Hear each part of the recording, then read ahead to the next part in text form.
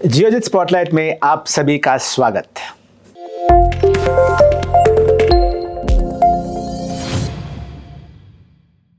निवेशक विशेष रूप से नए और युवा निवेशक जो पहली बार निवेश की दुनिया में प्रवेश कर रहे हैं, उनके मन में कई सवाल होते हैं। उदाहरण के लिए, कहां निवेश करना चाहिए, कौन से एसेट क्लास में, सोना, फिक्स डिपॉजिट, शेयर्स या बॉन्ड्स। यदि कोई डाइवर्सिफाइड पोर्टफोलियो में निवेश करने का फैसला लेता है तो कौन से एसेट क्लास को अधिक महत्व या वजन देना चाहिए। उदाहरण के लिए, सोना, इक्विटी, बैंक फिक्स डिपॉजिट या इक्विटी म्यूचुअल फंड्स। निवेशकों को भी विभिन्न एसेट क्लास की रिस्क रिटर्न के बारे में जानने की जरूरत है। कौन सा एसेट क्लास अधिक रिस्की होता है और कौन सा कम। किसी भी रिस्क के साथ ज्यादा रिटर्न कैसे मिल सकता है, ऐसे कई सवाल अधिकतर निवेशकों के मन में उठता है। इस लर्निंग सीरीज का उद्देश्य इन सवालों का जवाब देना है।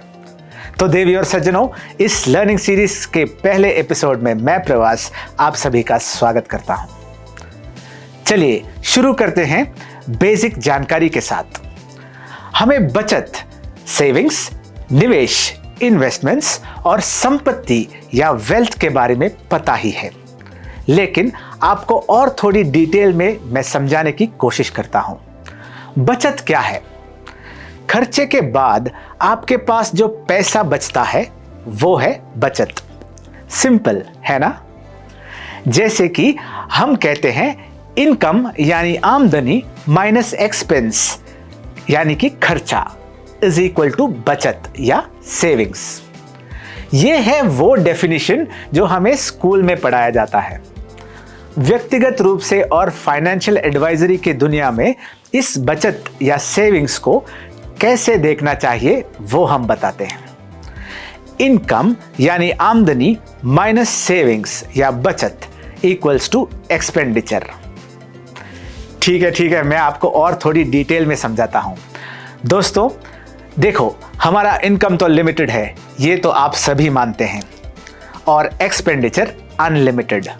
जितना बैंक में पैसा है उससे ज्यादा का ही चीज हमें खरीदने का मन करता है ना? तो इस चीज को कंट्रोल में लाने के लिए जब भी आपके पास इनकम या आमदनी आपके हाथ में या आपके बैंक में आता है, उसमें से आपने जितनी भी तय किया हुआ एक हिस्सा बचाए और बाकी का खर्चा करें। इससे आपका इनकम तो लिमिटेड है, अब एक्सपेंडिचर भी लिमिटेड हो गया।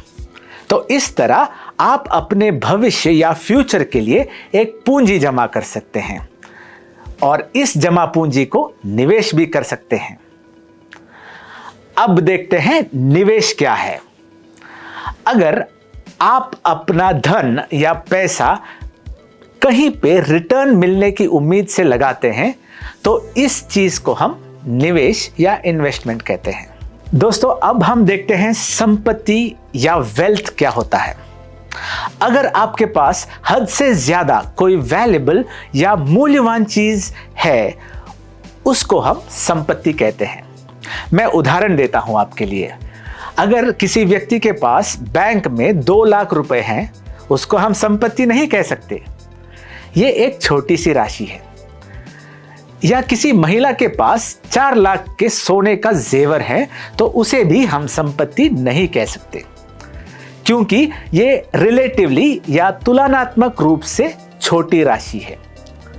आपके पास जो संपदा है वो 10 करोड़ या 20 करोड़ से ऊपर है तो उसे हम संपत्ति कह सकते हैं।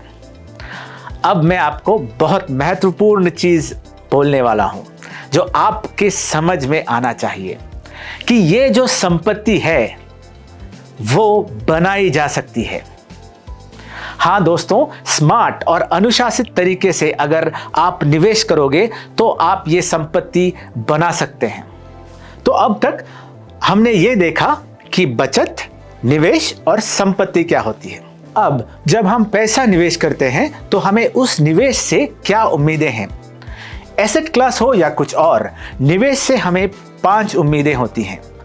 अच्छा रिटर्न, पूंजी में वृद्धि या कैपिटल एप्रिसिएशन, सुरक्षा या सेफ्टी, लिक्विडिटी जिसका मतलब है जब भी हमें पैसे की ज़रूरत है तो हमें निवेश किया हुआ चीज़ बेच के पैसा मिलना चाहिए। और आखिरी चीज़ है टैक्स बेनिफिट। तो दोस्तों, क्या ऐसा कोई एसेट क्लास है जो हमें ये पांचों चीज़ें दे सकता है?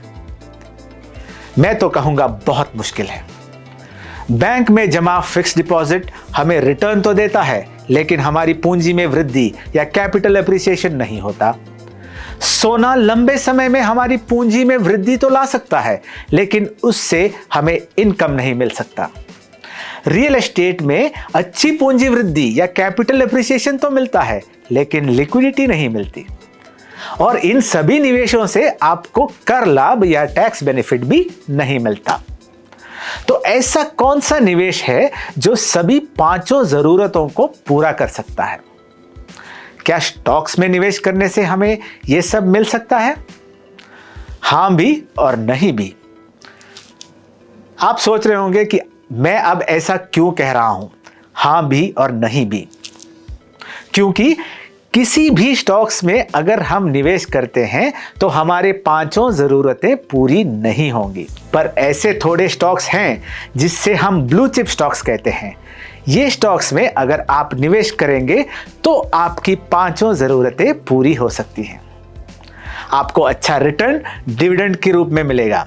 अगर आपके निवेश लंबे समय के लिए रखते हैं तो आपकी पूंजी में बहुगुना वृद्धि होगी। इन स्टॉक्स में निवेश करने से आपका निवेश सुरक्षित भी होगा। लिक्विड तो है ही, जब चाहिए बेचिए, और लंबे समय में आपको कर लाभ भी मिल सकता है। तो दोस्तों, अगर आपको निवेश करना है और आपने इसके बारे में जानकारी बढ़ा ली है तो आप ब्लू चिप स्टॉक्स में लंबे समय के लिए निवेश कर सकते हैं। और जो युवा निवेशक हैं, ये म्यूचुअल फंड्स या इक्विटी म्यूचुअल फंड्स में भी लंबे समय के लिए निवेश कर सकते हैं।